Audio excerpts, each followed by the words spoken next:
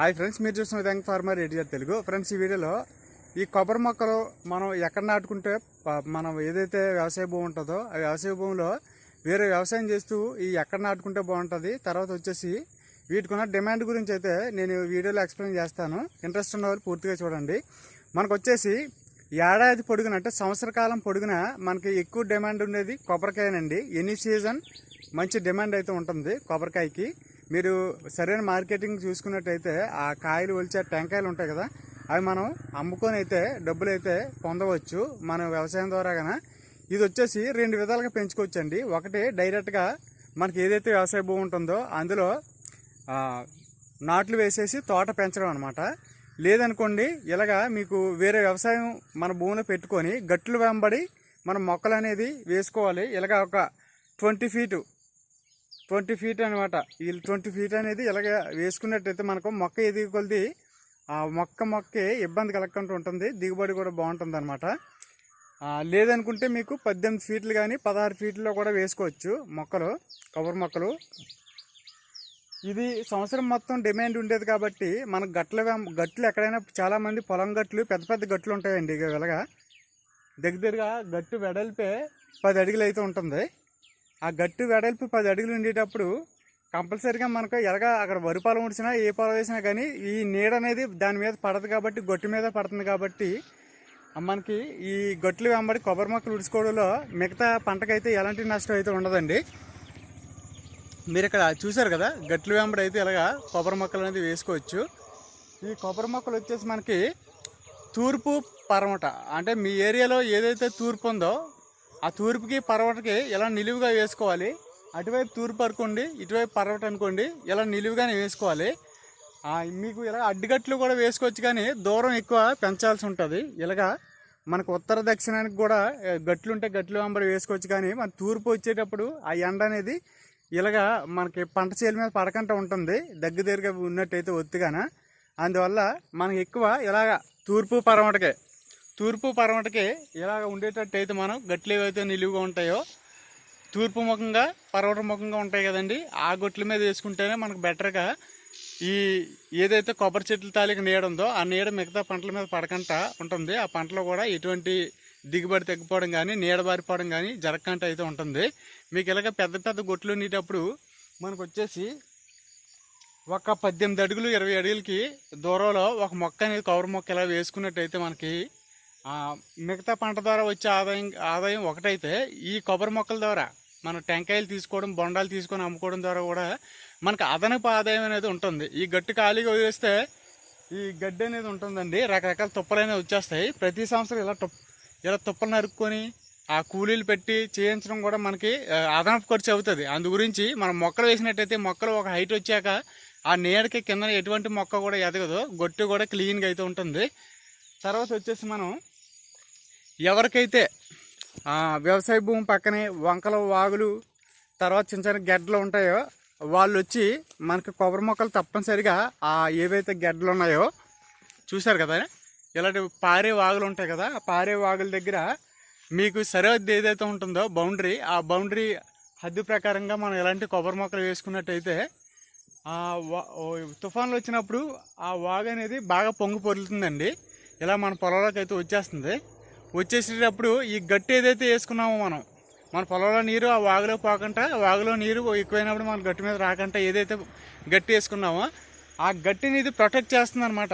మామూలుగా అయితే ఇరిగిపోతుంటాయి గట్లు, ఆ నీటి తాకిడికి ఒరిపిడికి కూడా మన గట్టు అనేది కరిగిపోద్ది. ఇలా కరిగిపోయి మన పొలం మీద ముందుకైతే వచ్చేస్తుంది. అలా రాకుండా ఉండాలంటే కొబ్బరి మొక్క ఒకటే పర్ఫెక్ట్గా సెట్ అవుద్దండి. కొబ్బరి మొక్క కానీ టేకు మొక్కలు కానీ ఇలాగా కొబ్బరి మొక్క అయితే మెయిన్. ఎందుకంటే కొబ్బరి మొక్క వేర్లు చిన్న ఇంత స్లా ఉండి దారం పోన్లో చాలా పొడవుగా అయితే ఉంటాయి, చాలా స్ట్రాంగ్గా కూడా ఉంటాయి. ఇక్కడ మొక్క వేస్తే దగ్గరగా ఒక 250 మీటర్ల పైన అయితే వీటి వేర్లు అనేది వెళ్తాయి. కాబట్టి ఈ గొట్టు శుభ్రంగా చిక్కలాగా అయితే అల్లేసి స్ట్రాంగ్ అయితే ఉంటుంది. ఎంత తుఫాన్లు వచ్చినా, ఎంత వరద వచ్చినా కంటిన్యూగా 4 రోజులు నీరు పారినా సరే ఈ గొట్టున అనుకొని ఏమవ్వదన్నమాట. మనకి గట్టి అనేది చెక్కి చెదరకుండా ఉంటుంది. అలాగే ఈ కొబ్బరికాయలు ఏవైతే వస్తాయో ఒక 4 ఇయర్స్ 5 ఇయర్స్ ఉంటే క్రాప్ అనేది వస్తుంది. ఎందుకంటే ఇది కాయ వేసారు కాబట్టి.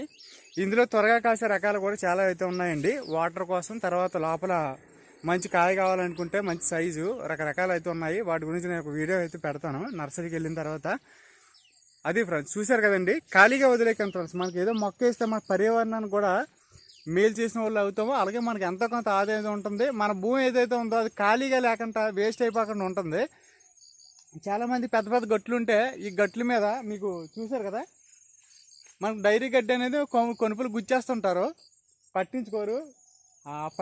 గొట్ల మీద ఏదైనా మన పనికొచ్చే మొక్క కూడా వేసుకోవాలండి. ఏదో పక్కనే వేసుకొని అంతగా గొట్టు ఎడలుపుకుంటే ఇలా కనుపులు గుచ్చుకున్నట్టయితే మీకు ఆ డైరీ గడ్డి కూడా మనకి ఆవుల గేదెలు ఉంటే వాటికి వేసుకోవడానికి అయితే ఉపయోగపడుతుంది. ఈ గడ్డి అనేది దగ్గరగా ఒక 5-6 సంవత్సరాల వరకు మనకి గొట్టు మీద ఎదుగుతుంది మనం వేసుకున్నట్టయితే. ఆ కొబ్బరి మొక్కలు హైట్ అయిన తర్వాత గడ్డి ఎదగకపోయినా మనకు పర్వాలేదు, ఎందుకంటే అవి క్రాప్ వస్తాయి కాబట్టి.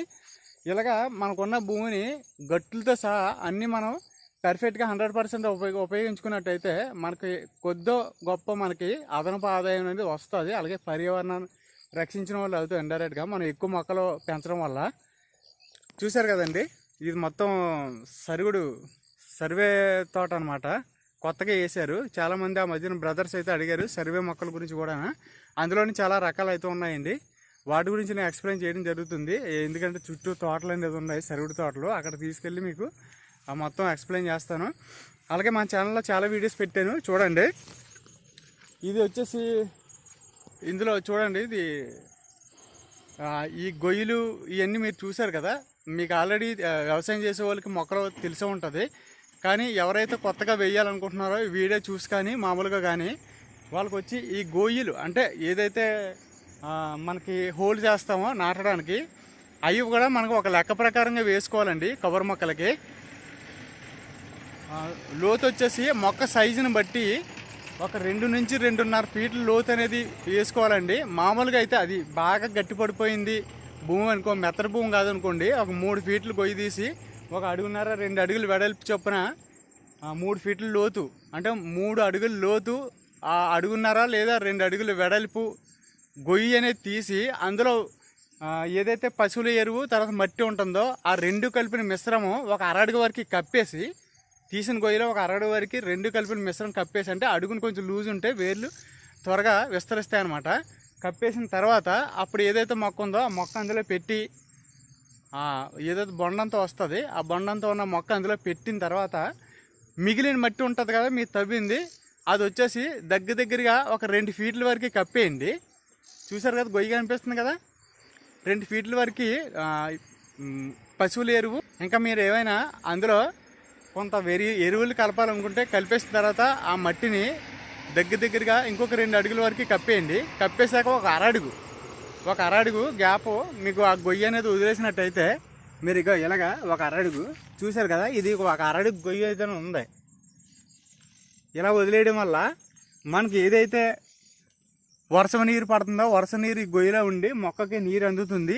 లేదా మనం ఒక బకెట్తో నీళ్ళు తెచ్చి పెట్టినా లేదంటే పైపులు పెట్టి నీరు పట్టినా గొయ్యి నిండుతుంది. కాబట్టి దానికి పుష్కలంగా వేర్లన్నిటికీ సరిపడా నీరు అనేది ఇందులో స్టాక్ ఉంటుంది అన్నమాట ఈ గొయ్యిలోని. ఇలా చేసుకున్నట్టయితే మనకి పాడి పెద్దగా కట్టాల్సిన అవసరం లేదు. మీకు పాలు కట్టుకోవాలనుకుంటే ఇలాగ అంచు కూడా నిలబెట్టుకుంటే ఇంకొక బకెట్ నీళ్ళు ఎక్స్ట్రా అయితే పడతాయండి. మన పైప్ ద్వారా పెట్టుకున్నట్టయితే మొక్క కూడా త్వరగా గ్రోత్ అనేది వస్తుంది. మీకు అర్థమైంది అనుకుంటున్నాను ఎలా పాతితే బెటర్ అనేది. ఓకే ఫ్రెండ్స్, నేను ఎప్పుడైనా మొక్కలు వేసినప్పుడు మీకు పాతి చూపిస్తాను. నేను ఆల్రెడీ అక్కడ ఆ వంక మీద వేస్తాను, నేను ఆ వంక గొట్టు మీద. ఓకే ఫ్రెండ్స్, మీకు చూశారు కదండి, మొత్తం ఇలాగైతే మీకున్న వ్యవసాయ భూమిని 100% ఉపయోగించుకొని ఏదో ఒక వ్యవసాయం పెట్టి అటు ప్రకృతికి ఇటు మీకు రెండింటికి లాభం చేకూరేలాగైతే మీ వ్యవసాయాన్ని కొనసాగిస్తారైతే నేను ఆశిస్తున్నానండి. వీడియో నచ్చితే లైక్ చేయండి. అలాగే మన ఛానల్లో అగ్రికల్చర్ ప్లేలిస్ట్ అయితే ఉంది. ఆ ప్లేలిస్ట్లో చాలా వీడియోస్ అయితే పెట్టాను. మీకు ఇంట్రెస్ట్ ఉంటే ఓపెన్ చేసి చూడండి. Thank you for watching.